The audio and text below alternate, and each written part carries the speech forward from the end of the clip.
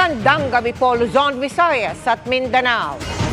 Kalunos-lunos ang sinapit ng isang estudyante mula Pangasinan na natagpo ang patay sa isang bakanting lote sa La Union. Sunog na ang katawan ng biktima at lumalabas na pinukpok din ng matigas na bagay sa ulo. Nakitaan din siya ng sugat sa hita na ininalang dahil sa ice pick. Nakatutok si Jasmine Gabriel Galban ng GMA Regional TV. Sunog na ang katawan ng lalaking ito nang matagpuan sa bakanting lote, ilang metro ang layo sa kalsada sa barangay Quirino, Bacnotan, La Union. Estudyante at tubong Pozorubio, Pangasinan ang 21 anyos na biktima. Nadiskubre ang bangkay ng biktima matapos itong makita ng truck driver na iihi lamang sana dito sa lugar.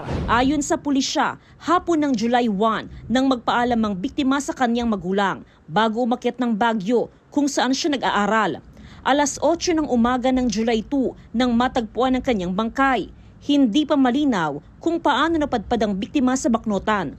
Sa paunang investigasyon, lumalabas na pinukpok siya ng matigas na bagay sa noo at ulo. Nakitaan din ng sugat ang kanang hita niya mula sa hinihinalang ice pick.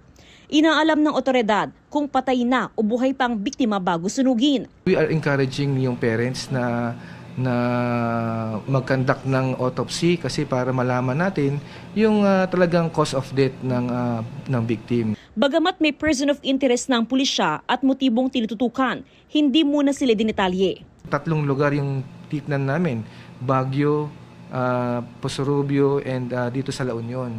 So, nagpakalat tayo ng mga kanya-kanyang tracker team sa kanya-kanyang lugar para mag-conduct ng investigation.